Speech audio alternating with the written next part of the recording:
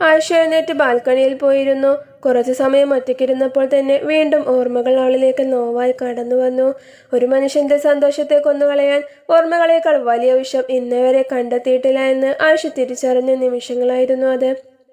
അന്നത്തെ സംഭവത്തിനു ശേഷം ഫാസിയെക്കുറിച്ച് അറിയാനുള്ള മറ്റൊരു ശ്രമവും അവൾ നടത്തിയിരുന്നില്ല.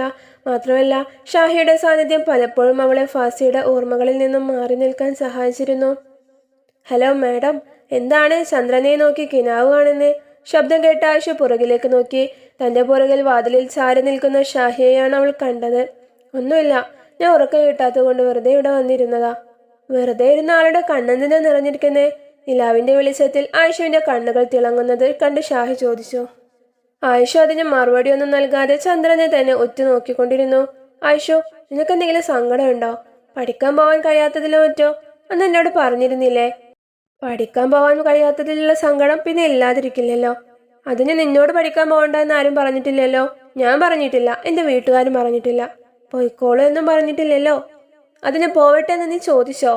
അതില്ല എന്ന മട്ടിൽ ആയിഷു തലയാട്ടി. ആയിഷു, നിന്റെ കാര്യങ്ങളെല്ലാം എന്നോട് തുറന്നു പറഞ്ഞാലല്ലേ എനിക്ക് അറിയാൻ പറ്റുള്ളൂ.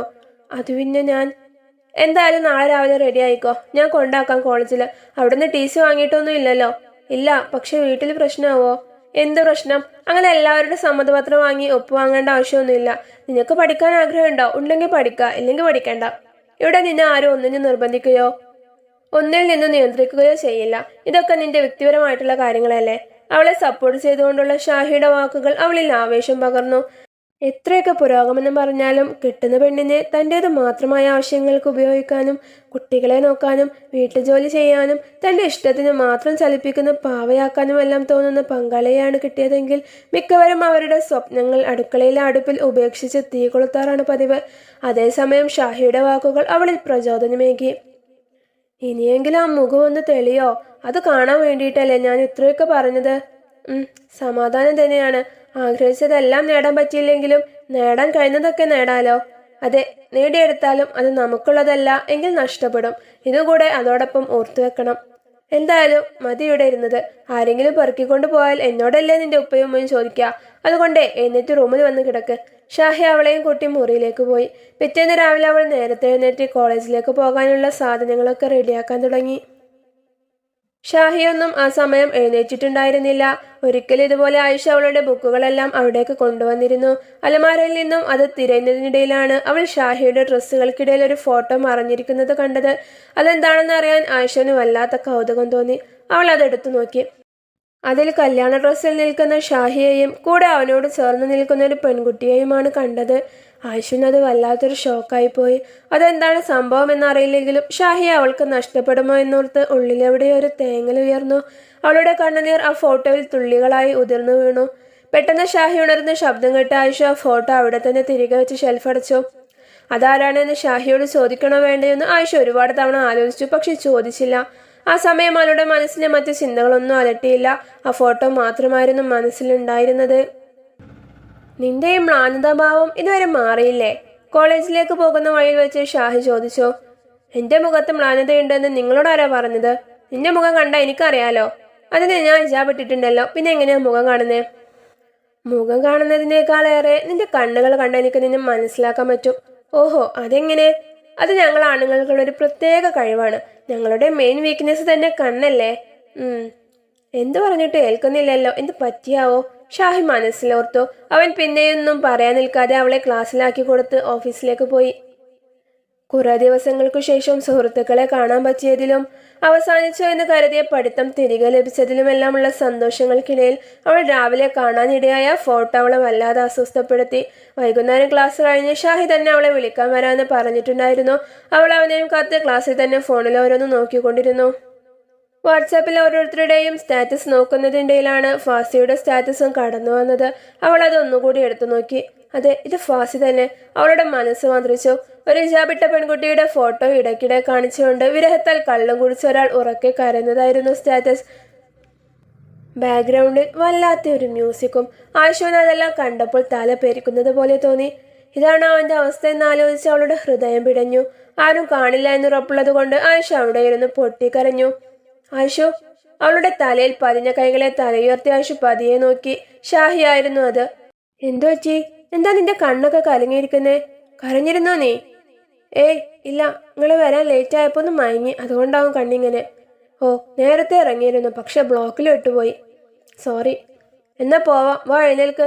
ഷാഹിയ അവളെയും വിളിച്ച് അവിടെ നിന്ന് ഇറങ്ങി. പിന്നെ പരസ്പരം മൗനിയായി അവർ വീട്ടിലുമെത്തി. ഷാഹിയ അവൾക്കരികിലുണ്ടായിരുന്നപ്പോൾ ആയിഷുവിന് വല്ലാത്തൊരു ആശ്വാസം തോന്നി. അവൾ തന്റെ സങ്കടങ്ങളെല്ലാം കുറച്ചു നേരത്തേക്കെങ്കിലും മറക്കുന്നത് പോലെ. സമയം രാത്രിയായി. അവർ ഭക്ഷണമെല്ലാം കഴിച്ച് കിടക്കാനായി ഒരുങ്ങി. അതാരുടെ ഫോട്ടോയാണ്? അപ്രതീക്ഷിതമായ ആയിഷുവിന്റെ ചോദ്യം അവനിലൊരു ഞെട്ടലുണ്ടാക്കി. ഏത് ഫോട്ടോ? അലമാരയിൽ ഞാൻ കാണാതെ നിങ്ങൾ ഒളിപ്പിച്ചു വെച്ച ആ ഫോട്ടോ. നീ ഇതെന്തൊക്കെയായി പറയുന്ന ആയിഷു? നീ അറിയാതെ ഒളിപ്പിച്ചു വെച്ചെന്നോ? അതെ, ഞാൻ ഇന്നലെ ബുക്സ് നോക്കിയപ്പോൾ അവിടെ നിന്നും കണ്ടതാണ്. ഒന്നും ചോദിക്കണ്ടെന്ന് വിചാരിച്ചതാ, പക്ഷെ മനസ്സൊട്ടും സമ്മതിക്കുന്നില്ല. ആയിഷ ഒരു നിരാശയോടെ പറഞ്ഞു നിർത്തി. ഷാഹി അതെന്താണെന്ന് തിരിയുന്നത് പോലെ ഷെൽഫ് തുറന്ന് അവിടെ മാകെ പരതി. അവസാനം അത് അവന്റെ കയ്യിൽ കിട്ടുകയും ചെയ്തു. ഇതെല്ലാം ഞാൻ കത്തിച്ചു കളഞ്ഞതാണല്ലോ, വീണ്ടും ഇതെങ്ങനെ ഇവിടെ വന്നു? ഷാഹി സ്വയം ഓരോന്ന് പറഞ്ഞു. ആയിഷ അത് ആരാണെന്ന് അറിയാനുള്ള തിരക്കിൽ കാതോർത്തു. ഷാഹി ആ ഫോട്ടോയോ എടുത്ത് പുറത്തേക്ക് പോയി അത് കീറിക്കളഞ്ഞു. തിരിച്ച് റൂമിലേക്ക് തന്നെ വന്ന് എങ്ങോട്ടെന്നില്ലാതെ പുറത്തേക്ക് തന്നെ നോക്കിക്കൊണ്ടിരുന്നു. ഞാൻ ചോദിച്ചതിന് മറുപടി കിട്ടിയില്ല. ആയിഷ വീണ്ടും അവനെ അതിലേക്ക് മടക്കി കൊണ്ടുവന്നു. അത് നൂറയാണ്. അവളുടെ പേരല്ല എനിക്കറിയണ്ടേ, അവൾ നിങ്ങൾക്ക് ആരാണെന്നുള്ളതാണ്. നീ എന്താ എന്നെ ഒരുമാതിരി കള്ളകാമുകന്മാരെ ചോദ്യം ചെയ്യുന്നത് പോലെ വിസ്തരിക്കുന്നേ? നിങ്ങൾക്കൊരു ശല്യമായി എനിക്ക് നിൽക്കാൻ താല്പര്യമില്ല, അതുകൊണ്ടാ. ആയിഷോ! അവൻ അറിയാതെ തന്നെ ഷാഹിയുടെ ശബ്ദം അല്പം ഉച്ചത്തിലായിപ്പോയി. ആ ശബ്ദത്തിൽ ആയിഷവും ഒന്ന് പതറി. സോറി, ഞാൻ അറിയാതെ. പ്ലീസ്, എന്ത് കാരണം കൊണ്ടായാലും എന്നെ വിട്ടു പോകുന്നത് മാത്രം എന്നോട് പറയരുത്. ആയിഷ അതിന് മറുപടി ഒന്നും നൽകാതെ അവനെ തന്നെ നോക്കി നിന്നു. നിനക്കിപ്പോൾ അവൾ ആരാണെന്നല്ലേ അറിയണ്ടേ? അതെ. ഞങ്ങൾ പറഞ്ഞിരുന്നില്ലേ ആദ്യം ഒരു തവണ എന്റെ കല്യാണം കഴിഞ്ഞിരുന്നെന്ന്? അതെപ്പോ? ഞാൻ അറിഞ്ഞിട്ടില്ല. അല്ലെങ്കിലും നീ എന്നെ കുറിച്ചുള്ള എന്ത് കാര്യമാണ് അറിഞ്ഞിട്ടുള്ളത്? എന്നിട്ട്? ആയിഷ ബാക്കി കേൾക്കാനായി തിടുക്കം കൂട്ടി. ആ പെണ്ണാണ് നീ കണ്ട ഫോട്ടോയിലുള്ളത്. എന്നിട്ട് അവളിപ്പോ എവിടെയാ? ഇപ്പൊ എവിടെയാണെന്നൊന്നും എനിക്കറിയില്ല. ശരിക്കും എന്താ സംഭവിച്ചത്? ഒരു 2 കൊല്ലം മുമ്പാണ് അവളുമായിട്ടുള്ള കല്യാണം നടന്നത്. എനിക്കപ്പോൾ 23 വയസ്സേ ആയിട്ടുള്ളൂ. എന്താണ് ജീവിതം എന്നൊന്നും ഒരു തിരിച്ചറിവില്ലാത്ത പ്രായത്തില് പെട്ടെന്ന് ഗൾഫിൽ പോകാനുള്ള വിസ ശരിയായപ്പോൾ അതിന് മുൻപ് തന്നെ കല്യാണം നടത്താനും ഇവർ തീരുമാനിച്ചു. അങ്ങനെയുള്ള അന്വേഷണത്തിൽ വന്നതാണ് നൂറയുടെ കാര്യം. കൂടുതലൊന്നും നോക്കാതെ അത് ഉറപ്പിക്കുകയും ചെയ്തു. പക്ഷേ ഞങ്ങൾക്കതൊരു വലിയ ദുരന്തമാണ് സമ്മാനിച്ചത്. കല്യാണം കഴിഞ്ഞ അന്ന് രാത്രി മണിയറയിലേക്ക് ഏറെ പ്രതീക്ഷകളുമായി വന്ന എൻ്റെ മുന്നിൽ കരഞ്ഞു കലങ്ങിയ മുഖവുമായി നിൽക്കുന്ന അവളെയാണ് ഞാൻ കണ്ടത്. എന്തിനെന്ന് ഒരുപാട് ചോദിച്ചെങ്കിലും ഒന്നും പറഞ്ഞില്ല. പിന്നെ കൂടുതലൊന്നും ചോദിക്കാൻ നിൽക്കാതെ ഞാൻ കിടക്കുകയും ചെയ്തു. പിറ്റേന്ന് രാവിലെ തന്നെ അവളുടെ ഉപ്പ വന്ന് അവളെ കൂട്ടിക്കൊണ്ടുപോയി. എന്താണ് അവിടെ സംഭവിക്കുന്നതെന്ന് എനിക്ക് യാതൊരു ഐഡിയ ഉണ്ടായിരുന്നില്ല. അവളെ കോണ്ടാക്ട് ചെയ്യാൻ ഞാൻ ശ്രമിച്ചെങ്കിലും നടന്നില്ല. 2 ദിവസം കഴിഞ്ഞപ്പോൾ അവളുടെ വീട്ടിൽ നിന്ന് അവളുടെ ഉപ്പ വന്ന് അവർക്ക് എന്നെ വേണ്ട എന്ന് അവൾ പറഞ്ഞിട്ടുണ്ടെന്ന് പറഞ്ഞു. അതെന്തിന്? ഷാഹി പറഞ്ഞുകൊണ്ടിരിക്കുന്നതിനിടയിൽ ആയിഷ ചോദിച്ചു. അതെനിക്ക് അപ്പം അറിയുന്നുണ്ടായിരുന്നില്ല. എന്നെ വേണ്ട എന്ന് പറയാൻ മാത്രം ആ രാത്രി ഞാൻ ഒന്നും അവളെ ചെയ്തിട്ടില്ലല്ലോ. പിന്നെയാണ് ഞങ്ങൾ അറിഞ്ഞത് അവൾ വേറൊരാളുമായി ഇഷ്ടത്തിലാണെന്ന്.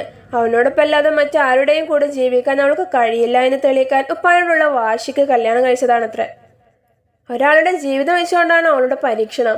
ആയിഷന്റെ മുഖത്ത് ദേഷ്യം തിങ്ങി നിന്നു. പിന്നെ അവളുടെ ഉപ്പ വന്ന് കരഞ്ഞു മാപ്പൊക്കെ പറഞ്ഞിരുന്നു. സത്യം പറഞ്ഞാ നീയും എന്നെ ഉപേക്ഷിച്ചു പോകുമെന്നും ഭയം കൊണ്ടാണ് നീയും കൂടെ ഓക്കെ ആയിട്ട് നമുക്കൊരു ജീവിതം തുടങ്ങിയാൽ മതി എന്ന് വരെ ഞാൻ തീരുമാനിച്ചത്. എന്നോട് നീ കാണിക്കുന്ന ഈ അകൽച്ച എന്തിനാണെന്ന് ചോദിക്കാത്തതും അല്ലാതെ ഒന്നും മനസ്സിലാവാതിരുന്നിട്ടല്ല. ഇനിയും ഒരു വേർപാടുണ്ടായാൽ എനിക്കത് താങ്ങാൻ പറ്റിയെന്ന് വരില്ല. ഷാഹി കണ്ണീരോടെ പറഞ്ഞു നിർത്തി. ആയിഷയും കൂടെ അവളുടെ അവസ്ഥകൾ അവനോട് പറഞ്ഞ് തിരിച്ചു പോയിരുന്നെങ്കിലുള്ള അവസ്ഥ ആലോചിച്ച് അവൾക്ക് വല്ലാത്ത സങ്കടം തോന്നി. എന്തിനാ റബ്ബെ എന്നെ ഇങ്ങനെ പരീക്ഷിക്കുന്നേ? ആയിഷന്റെ മനം തേങ്ങി. ആയിഷോ, ഞാൻ പറഞ്ഞില്ലേ, നിനക്ക് എന്ത് പ്രശ്നങ്ങളുണ്ടെങ്കിലും അതെല്ലാം മാറിയിട്ട് മതി നമുക്കൊരു ജീവിതം. പാതി വയൽ എന്നെ കൈവെടികയില്ല എന്നൊരു വാക്ക് തന്നാൽ മാത്രം മതി. ആയിഷ അവന്റെ പുറകിൽ പോയി പതിയെ അവന്റെ കൈകൾ പിടിച്ചുയർത്തി അവളുടെ കൈയും അതിന് മുകളിൽ വെച്ചു.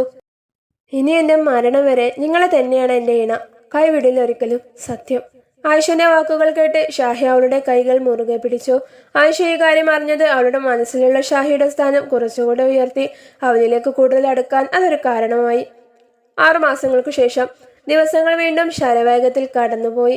ദിവസങ്ങൾ കഴിയുന്തോറും ആയിഷ ഷാഹി ബന്ധം കൂടുതൽ ദൃഢമായി കൊണ്ടേയിരുന്നു. ആയിഷുവിന്റെ മടിയിൽ കിടന്ന് ഷാഹി അവളെ കൊഞ്ചലോടെ വിളിച്ചു. എന്തോയ്, എന്നാടി നമ്മുടെ ഫസ്റ്റ് നൈറ്റ്? നമ്മുടെ ഫസ്റ്റ് നൈറ്റ് ഒക്കെ 6 മാസം മുന്നേ കഴിഞ്ഞതല്ലേ? ആയിഷ ഒരു കള്ളച്ചിരിയോടെ പറഞ്ഞു നിർത്തി. നോക്ക് വേണേ, എന്നെ കൊണ്ട് വെറുതെ പറയിപ്പിക്കരുത് നീ, ഷാഹി പരിഭവിച്ചു.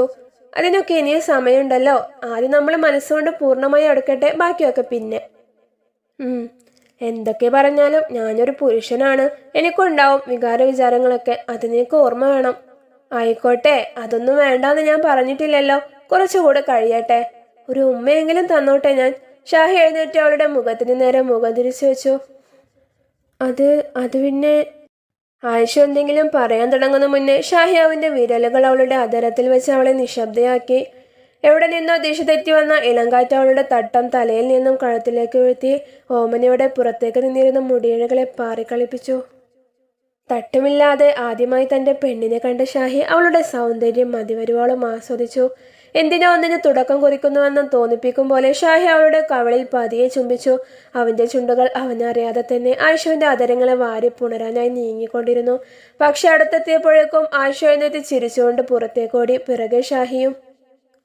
ഇതെന്താടാ, ഇവിടെ ഓട്ടമത്സരം നടക്കുന്നുണ്ടോ? രണ്ടുപേരും നേരെ ഓടിയെത്തിയത് ടെറസിൽ ഡ്രസ്സ് ഉണക്കാനിടുന്ന സെനയുടെ അടുത്തേക്കാണ്. ഞങ്ങള് വെറുതെ, ഷാഹി നിന്ന് പരുങ്ങി. എന്ത് വെറുതെ? ഇതൊക്കെയല്ലേ ഇത്ത ജീവിതത്തിലൊരു എന്റർടൈൻമെന്റ് എന്ന് ഓടിയതാണോ അതോ? സെന അവരെ കളിയാക്കി. എന്താത്? ഒരു അതും ഇല്ല. ഞാനും കുറെ ഓടിയതാണ് മോളെ, പക്ഷെ നിന്നെപ്പോലെ 6 മാസം കഴിഞ്ഞിട്ട് ഓടിയിട്ടില്ലെന്ന് മാത്രം. ഒന്ന് പോയിത്താ. ആയിഷ അവിടെ നിന്നും പെട്ടെന്ന് തന്നെ എസ്കേപ്പായി. എന്നാ ഞാനും അങ്ങോട്ട്. നടക്കട്ടെ. സെന അവളുടെ ജോലി തുടർന്നു. ഇന്ന് ക്ലാസ്സിനൊന്നും പോകുന്നില്ലേ? പോവണോ? ഒരു മൂടില്ല. പോവണം, എക്സാം ആവാനായില്ലേ? ഇതും കൂടെ കഴിഞ്ഞാൽ ഡിഗ്രി കഴിഞ്ഞില്ലേ? ആ, കഴിഞ്ഞു. ഇനി എന്താ പരിപാടി? എന്ത് പരിപാടി? സപ്ലി എന്തെങ്കിലും ഉണ്ടെങ്കിൽ എഴുതിയെടുക്കണം. സപ്ലിയോ? ഇതുവരെ ഉള്ളതിലൊന്നും സപ്ലി ഇല്ലല്ലോ. അപ്പൊ പിന്നെ ഇനി അതിന്റെ വർത്താനൊന്നും വേണ്ട കേട്ടോ. മര്യാദക്ക് ശരിക്കും പഠിച്ച് എക്സാം എഴുതിക്കോ. ഷാഹി അവളെ ശാസിച്ചു. നിങ്ങൾ ഓഫീസിൽ പോകുന്നില്ലേ? ആ, പെട്ടെന്ന് മാറ്റി, ഒരുമിച്ചിറങ്ങാം. ഇനി ഇന്നലത്തെ പോലെ തുക്കട ബസ്സിൽ പോവാൻ നിൽക്കണ്ട. ബസ്സിനെ പുച്ഛിക്കരുത് കേട്ടോ. ഞാൻ ഇത്രയും കാലം അതിൽ പോയാണ് പഠിച്ചത്. ആ യാത്ര ഒരു പ്രത്യേക ഫീൽ തന്നെയാ. ബസ് കണ്ടക്ടറുടെ വഴക്കാണ് അതിനേക്കാൾ ഫീല്. ആയിഷ ഓർമ്മകൾ അയവിറക്കിക്കൊണ്ട് പറഞ്ഞു. എന്തായാലും ഇന്ന് ഞാൻ കൊണ്ടാക്കാം, നീ പോയി റെഡിയാവ്. എനിക്ക് കുളിക്കാനും കൂടിയേ ഉള്ളൂ, ബാക്കി പണിയൊക്കെ കഴിഞ്ഞിട്ടുണ്ട്. എന്നാ വാ, ഞാൻ കുളിപ്പിച്ചു തരാം. അയ്യേടാ, അത് വേണ്ട, ഞാൻ ഒറ്റക്ക് കുളിച്ചോളാം.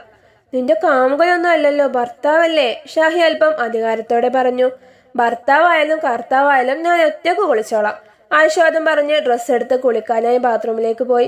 ഷാഹി കുറച്ചു നേരം നിരാശയിൽ നിന്നെങ്കിലും പിന്നെ അവനും ഓഫീസിൽ പോവാനായി ഒരുങ്ങി. ആയിഷു, ഇന്ന് കണ്ണെഴുതണേ. കണ്ണാടിക്ക് മുന്നിൽ നിൽക്കുന്ന ആയിഷുവിനോട് ഷാഹി പറഞ്ഞു. കണ്ണെഴുതാനോ? അതെന്തിനാ? വെറുതെ, ഹിജാബിനിടയിലൂടെ നിന്റെ കണ്ണ് കാണാൻ ഭയങ്കര ഭംഗിയാ. ഷാഹി അല്പം റൊമാൻറ്റിക്കായിട്ട് പറഞ്ഞു. ആഹാ, ഞാൻ എഴുതുകയൊന്നുമില്ല, എനിക്കിപ്പോ ഒരു മൂഡില്ല. നീയും നിന്റെ ഒരു മൂഡില്ലായ്മയും. ഞാൻ പോവാണ്, വേണമെങ്കിൽ താഴേക്ക് പോര്. ഷാഹി താഴേക്കിറങ്ങി. അവൾ അവനെ ദേഷ്യം പിടിപ്പിക്കാനായി അങ്ങനെ പറഞ്ഞെങ്കിലും നല്ല ഭംഗിയിൽ 2 കണ്ണുകളും എഴുതിയാണ് ഇറങ്ങിയത്. അവൾ ഷാഹിയുടെ മുമ്പിൽ പോയി നിന്നെങ്കിലും അവളോടുള്ള പിണക്കത്തിൽ ഷാഹി അവളുടെ മുഖത്തേക്ക് നോക്കിയില്ല. എന്നാ പിന്നെ നോക്കേണ്ട എന്ന ഭാവത്തിലായി ആയിഷോ. അവൾ അവനെതിരിൽ മുഖം തിരിച്ചുകൊണ്ട് കാറിൽ കയറി. യാത്രക്കിടയിലാണ് കാറിലെ ഗ്ലാസ്സിൽ കൂടെ ഷാഹി അവളുടെ കണ്ണുകൾ ശ്രദ്ധിച്ചത്. അവൻ ഗ്ലാസ് ഒന്നുകൂടെ റെഡിയാക്കി അവളെ ശ്രദ്ധിച്ചു നോക്കി. ആയിഷോന്റെ കണ്ണുകൾ അവനെ ഏറൊക്കെ പുണരുന്നത് പോലെ അവനക്ക് തോന്നി. അവൾ ഓരോ തവണ മിഴികൾ തുറന്നടക്കുമ്പോഴും അവന് വല്ലാത്തൊരു അനുഭൂതിയായി. അതിനിടയിൽ കാറിനെതിരെ വന്ന ബൈക്ക് ഷാഹിക്ക് കാണാൻ പറ്റിയില്ല. ബൈക്ക് കാറിൽ വന്ന് ഇടിക്കും മുന്നേ ഷാഹി കാർ പെട്ടെന്ന് സൈഡിലേക്ക് ഒതുക്കി. പക്ഷെ ബൈക്കുകാരൻ നിയന്ത്രണം വിട്ടൊരു ലോറിക്ക് അടിയിൽ പെട്ടുപോയിരുന്നു. പ്രതീക്ഷിക്കാതെയുണ്ടായ ആ സംഭവത്തിൽ അവർ രണ്ടുപേരും വല്ലാതെ ഭയന്നു പോയി. ഗ്ലാസിൽ തട്ടി ആയിഷുവിന്റെ നെറ്റിയൊന്ന് മുറിയുകയും ചെയ്തു. ആയിഷു, എന്തെങ്കിലും പറ്റിയോ? നെറ്റി മുറിഞ്ഞിട്ടുണ്ടല്ലോ. ഷാഹി അവളുടെ തല പിടിച്ചുകൊണ്ട് ചോദിച്ചു. കുഴപ്പമൊന്നുമില്ല. അപ്പോഴേക്കും അവിടെ എല്ലാം ആളുകൾ കൂടിയിരുന്നു. അവർ ഗ്ലാസിന്റെ ഡോറ് മുട്ടി ഷാഹിയെ വിളിച്ചു. ആയിഷു, നീ ഇവിടെ ഇരിക്കട്ടോ, ഞാനൊന്ന് ഇറങ്ങി നോക്കട്ടെ എന്താ ഉണ്ടായതെന്ന്. ഷാഹി അതും പറഞ്ഞ് കാറിന്റെ ഡോർ തുറന്നു. പലരും പല അഭിപ്രായങ്ങളായിരുന്നു അവിടെ പറഞ്ഞുകൊണ്ടിരുന്നത്. ചിലർ ഷാഹിയെയും ചിലർ ആ ബൈക്കുകാരനെയും കുറ്റപ്പെടുത്തുന്നുണ്ട്. ആ പയ്യന് ഓവർ സ്പീഡിലാണ് വന്നത്, അതുകൊണ്ടാണ് ഇങ്ങനെ സംഭവിച്ചത്, ഞാൻ കണ്ടതല്ലേ, കൂട്ടത്തിൽ ഒരാൾ പറഞ്ഞു. അല്ല, ഇയാൾ റോങ് സൈഡിൽ കൂടിയാണ് കാർ കൊണ്ടുവന്നത്, ഞാൻ ഇവിടെ തന്നെ ഉണ്ടായിരുന്നതല്ലേ, വേറൊരാൾ ഷാഹിയെ നോക്കിക്കൊണ്ട് പറഞ്ഞു. ആരുടെ ഭാഗത്താണ് തെറ്റെന്നുള്ളതൊക്കെ പിന്നീട് തീരുമാനിച്ചാൽ പോരെ, ആ ബൈക്കിലുണ്ടായിരുന്ന ആൾക്ക് എന്തെങ്കിലും പറ്റിയിട്ടുണ്ടെന്ന് നോക്കിയോ? ഷാഹി അവരുടെ സംസാരം കേട്ട് അല്പം ദേഷ്യത്തോടെ പറഞ്ഞു. അവൻ ചോരയിൽ കുതിർന്നു നിൽക്കുന്ന ആളുടെ അടുത്തേക്ക് പോയി. അവിടെയും ഉണ്ട് ഒരാൾക്കൂട്ടം. എല്ലാവരും അയാളെ നോക്കി ഓരോന്ന് പെറുപെറുത്തുകൊണ്ട് നിൽക്കുകയാണ്. ചിലർ ഫോട്ടോയും വീഡിയോസും ഒക്കെ എടുക്കുന്ന തിരക്കിലാണ്. ഷാഹി അയാളെ വാരിയെടുക്കാൻ ശ്രമിച്ചു. പക്ഷെ അവനെ കൊണ്ട് ഒറ്റക്ക് കഴിയുന്നില്ല. ഡാ മോനെ, നിന്റെ വാപ്പാക്ക് കൊടുക്കാനുള്ള ഫോട്ടോ പിന്നെ എടുക്കാം, ഇവനെ ഒന്ന് പിടിക്കാദ്യം. ഷാഹി അവിടെ ഫോട്ടോ എടുത്തുകൊണ്ടിരുന്ന ഒരാളുടെ മുഖത്തേക്ക് നോക്കി ദേഷ്യത്തോടെ പറഞ്ഞു. അയാൾ വേഗം ഫോൺ പോക്കറ്റിലിട്ട് അയാളെ പിടിക്കാൻ ഷാഹിയെ സഹായിച്ചു. അവന്റെ കാറിൽ തന്നെ അയാളെ കയറ്റി. കൂടെ അവിടെ ഉണ്ടായിരുന്ന ആരോടെങ്കിലും കയറാൻ ഷാഹി പറഞ്ഞെങ്കിലും ഈ വക പുലിവാലൊന്നും ഏറ്റെടുക്കാൻ ഞങ്ങളില്ല എന്നും പറഞ്ഞ് ആരും വരാൻ തയ്യാറായില്ല. മനസാക്ഷിയുടെ ഒരു അംശം പോലും ഇല്ലാത്ത ആളുകളെയാണ് അവൻ അവിടെ കണ്ടത്. അവൻ കാർ അടുത്തുള്ള ഹോസ്പിറ്റലിലേക്ക് വേഗത്തിൽ വിട്ടു. ആയിഷുനാണെങ്കിൽ തല ചുറ്റുന്നത് പോലെ തോന്നിയിട്ട് അയാളെ നോക്കാനൊന്നും പറ്റിയില്ല. അങ്ങനെ അവർ ഹോസ്പിറ്റലിലെത്തി. അവിടെയുള്ളവർ വന്ന് അയാളെ സ്ട്രെച്ചറിൽ കിടത്തി കൊണ്ടുപോയി. ആയിഷുനെയും മുറി ഡ്രസ്സ് ചെയ്യാനായി റൂമിലേക്ക് കൊണ്ടുപോയി. സാർ, കുറച്ച് ബ്ലഡ് വേണമായിരുന്നല്ലോ, പുറത്ത് കാത്തു നിൽക്കുന്ന സിസ്റ്റർ ഷാഹിയോട് വന്നുകൊണ്ട് പറഞ്ഞു. സീരിയസ് ആണോ? അങ്ങനെ ചോദിച്ചാൽ അയാൾ ഐസിയുലേക്ക് മാറ്റിയിട്ടുണ്ട്. 24 മണിക്കൂർ കഴിയാതെ ഒന്നും പറയാൻ പറ്റില്ല. ആ, ബ്ലഡ് ഏത് ബ്ലഡ് ഗ്രൂപ്പാണ്? ഓപ്പോസിറ്റീവ് ആണെങ്കിൽ ഞാൻ തരാം. നോ സാർ, ഓ നെഗറ്റീവ് ആണ്, റയർ ഗ്രൂപ്പ്. ഇവിടെയും അത് അവൈലബിൾ അല്ല. അതുകൊണ്ടാണ് നിങ്ങളോട് പറഞ്ഞത്, എവിടെന്നെങ്കിലും ഒന്ന് സംഘടിപ്പിച്ച് തരണം. ആ, ഓക്കെ. ഷാഹി അവന്റെ ഒരുപാട് ഫ്രണ്ട്സിനെല്ലാം വിളിച്ചു നോക്കി. പക്ഷെ കിട്ടിയില്ല. അവനെ ഇനി എന്ത് ചെയ്യണമെന്ന് അറിയാതെയായി. ആലോചിച്ചിട്ടൊരു വഴിയും കിട്ടാതായപ്പോൾ ഷാഹി ആയിഷുവിന്റെ അടുത്തേക്ക് വന്നു. കാര്യങ്ങളെല്ലാം അവളോട് പറഞ്ഞു. ഇനിയിപ്പോൾ എന്താ ചെയ്യാ? അറിയില്ല. അവരുടെ വീട്ടുകാരെ ആരെങ്കിലും അറിയിക്കാൻ പറ്റിയാലും മതിയായിരുന്നു. അതിനിപ്പോ അയാൾക്ക് ബോധം വന്നാലല്ലേ പറ്റുള്ളൂ. അല്ല, ഇപ്പോഴാ ഓർമ്മയായത്. എൻ്റെ ബ്ലഡ് ഓ നെഗറ്റീവ് ആണ്. ആണോ? ആ, അതെ. പക്ഷേ ഈ ഒരു അവസ്ഥയിൽ എനിക്കിപ്പോൾ അതിപ്പോൾ ഡൊണേറ്റ് ചെയ്യാൻ കഴിയോ? ഏതവസ്ഥയിൽ? എനിക്കിപ്പോൾ അതിന് കുഴപ്പമൊന്നുമില്ല. ഉറപ്പാണോ ഐഷു? നീ സ്ട്രോങ് അല്ലേ? ഷാഹി വീണ്ടും ഉറപ്പിച്ച് ചോദിച്ചു. ആ, അതെ. ഒരാളുടെ ജീവൻ തിരിച്ചു കിട്ടുമെങ്കിൽ ബ്ലഡ് കൊടുക്കുന്നതിൽ എനിക്കൊരു കുഴപ്പമില്ല. ആ, എങ്കിലും ഞാൻ ഡോക്ടറോട് വിളിച്ചിട്ട് വരാം. ഷാഹി അതും പറഞ്ഞ് പോയി ഡോക്ടറെ കൊണ്ടുവന്നു. നിങ്ങൾക്ക് വേറെ രോഗങ്ങളോ മറ്റോ ഒന്നും ഇല്ലല്ലോ? ഡോക്ടർ ആയിഷുവിനോട് ചോദിച്ചു. ഇല്ല. ഓക്കെ, പക്ഷെ ഒരു പ്രശ്നം കൂടിയുണ്ട്. ഈ കുട്ടിയുടെ വെയിറ്റ് എത്രയാ? അത് പിന്നെ എത്രയാ ആയിഷു? ഒരു 45 ഉണ്ടാവും. 50 കിലോ എങ്കിലും വേണം ബ്ലഡ് ഡൊണേറ്റ് ചെയ്യണമെന്നുണ്ടെങ്കിൽ. ആണോ? ഇനിയിപ്പോൾ എന്താ ചെയ്യാ? മര്യാദക്ക് ഫുഡ് കഴിക്കാൻ പറഞ്ഞാൽ കേൾക്കണ്ടേ? അതെ, ഇനിയിപ്പോൾ പറഞ്ഞിട്ട് എന്താ കാര്യം? ഇതിലിപ്പോൾ എന്താ ചെയ്യാൻ പറ്റുമെന്ന് ആലോചിക്കുക. ഡോക്ടർ, എൻ്റെ ആരോഗ്യത്തെക്കാളും വലുത് ഇപ്പോൾ ഒരു ജീവനല്ലേ?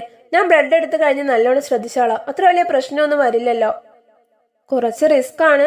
നിങ്ങൾ ഒപ്പിട്ട് തരികയാണെങ്കിൽ ഞങ്ങൾ ചെയ്യും. ശേഷം എന്ത് സംഭവിച്ചാലും ഞങ്ങൾ ഉത്തരവാദികളാവുകയില്ല. ഡോക്ടർ അല്പം ഗൗരവത്തോടെ പറഞ്ഞു. എൻ്റെ ഡോക്ടറെ, നിങ്ങൾ പറയുന്നത് കേട്ടിട്ട് തന്നെ പേടിയാവുന്നു. എൻ്റെ പെണ്ണിനെ വെച്ചൊരു റിസ്ക് എടുക്കാൻ ഞാൻ തയ്യാറല്ല. ഞാൻ തയ്യാറാണ്. ഒരാൾ അവിടെ ജീവന് വേണ്ടി മല്ലിടുമ്പോൾ എങ്ങനെയാ ഒന്നും ചെയ്യാതെ നോക്കി നിൽക്കാൻ കഴിയാ? ആയിഷു, നീ പറയുന്നത് പോലെയല്ല ഇത്. എന്തെങ്കിലും സംഭവിച്ചിട്ടുണ്ടെങ്കിൽ പിന്നെ ഞാൻ എന്ത് ചെയ്യും? എന്ത് സംഭവിക്കാൻ? ഒന്നും സംഭവിക്കില്ല. എല്ലാം റബ്ബിനെ ഏൽപ്പിക്കുക, അത്ര തന്നെ. ആയിഷുവിന്റെ വാശിക്ക് മുമ്പിൽ അവസാനം ഷാഹിക്ക് സമ്മതം മൂളേണ്ടി വന്നു. അങ്ങനെ ആയിഷുവിന്റെ രക്തം അവളിൽ നിന്നെടുത്ത് അയാൾക്ക് കൊടുത്തു. ഷാഹി അവൾക്ക് കഴിക്കാനുള്ള ഫ്രൂട്ട്സ് ഒക്കെ കൊണ്ടുവന്നു. ആയിഷുവിന് അല്പം ക്ഷീണം തോന്നിയിരുന്നതിനാൽ അവൾ ചെറുതായി മയങ്ങിപ്പോയി. ഷാഹി അവൾക്കരികിൽ തന്നെ ഇരുന്നു. അയാൾക്ക് ബോധം വന്നിട്ടുണ്ട് കേട്ടോ. ഒരു രാത്രിയൊക്കെ ആയപ്പോൾ ന്യൂസ് വന്നുകൊണ്ട് പറഞ്ഞു. ഷാഹി അയാൾക്കരികിലേക്ക് പോയി കാര്യങ്ങളൊക്കെ സംസാരിച്ചു. നിങ്ങളുടെ പേരെന്താ? വീട് എവിടെയാ? ഷാഹി അവനോട് ചോദിച്ചു. എൻ്റെ പേര് ഫാസിൽ ഇബ്രാഹിം. വീട് ഇവിടെ അടുത്ത് തന്നെയാ. ആ, എങ്കിൽ വീട്ടിലെ നമ്പർ തരൂ, ഞാൻ വിളിച്ച് കാര്യം പറയാം. അത് വേണ്ട. അതെന്തു പറ്റി? വേണ്ടാത്തത് കൊണ്ട് തന്നെ. അവസാനിക്കുകയാണെങ്കിൽ അവസാനിക്കട്ടെ എന്ന് കരുതി വണ്ടി എടുത്ത് ഇറങ്ങിയതാ ഞാൻ. താൻ എന്തൊക്കെയാടോ പറയുന്നേ? അതൊന്നും നിങ്ങൾക്ക് പറഞ്ഞാൽ മനസ്സിലാവില്ല. നിങ്ങൾക്കെന്നല്ല, ആർക്കും എന്നെ മനസ്സിലാവില്ല. ഫാസി ഭയങ്കര നിരാശയിൽ പറഞ്ഞു. ആയിക്കോട്ടെ, എന്ത് പ്രശ്നമാണെങ്കിലും ഇങ്ങനെയാണോ ചെയ്യണ്ടേ? എനിക്ക് പിടിച്ചു നിൽക്കാൻ കഴിയില്ല എന്ന് തോന്നിയതുകൊണ്ടാണ്, ഭ്രാന്ത് പിടിച്ചിട്ടാണ് ഒന്നും നോക്കാതെ ഇറങ്ങിയത്. നിനക്കെന്തെങ്കിലും സംഭവിച്ചിട്ടുണ്ടെങ്കിൽ എൻ്റെ അവസ്ഥ ആലോചിച്ചിട്ടുണ്ടോ? നിന്റെ എതിരെ വന്നത് ഞാനായതുകൊണ്ട് അതിനുള്ള ഉത്തരം ഞാൻ പറയേണ്ടി വരില്ലേ? അതൊന്നും ആലോചിക്കാൻ പറ്റിയൊരു മാനസികാവസ്ഥയിലല്ല ഞാൻ. അവൻ്റെ അവസ്ഥ ഏറെക്കുറെ മനസ്സിലായതുകൊണ്ട് പിന്നെ ഷാഹി ഒന്നും പറയാൻ പോയില്ല. അവൻ നേരെ ആയിഷുവിൻ്റെ അടുത്തേക്ക് പോയി. എന്തായി? അയാൾ സംസാരിച്ചോ? അയാൾ ആത്മഹത്യക്ക് ശ്രമിച്ചതാണെന്നാണ് എനിക്ക് തോന്നുന്നത്. അതെന്താ അങ്ങനെ തോന്നാൻ? അയാളുടെ സംസാരം അങ്ങനെയായിരുന്നു. അത് തന്നെ. അയാൾക്ക് എന്തെങ്കിലും സംഭവിച്ചിരുന്നെങ്കിൽ നമ്മൾ വിട്ടുപോയനേലോ. മരിക്കാൻ പോകുന്ന ആരെങ്കിലും അങ്ങനെ മറ്റുള്ളവരെ പറ്റി ആലോചിക്കുമോ ആയിഷോ? അത് ശരിയാണ്. പക്ഷെ ആലോചിക്കുന്നവരാണെങ്കിൽ ആലോചിക്കുക തന്നെ ചെയ്യും. ആയിഷോ എന്തൊക്കെയോ ഓർത്തുകൊണ്ട് പറഞ്ഞു.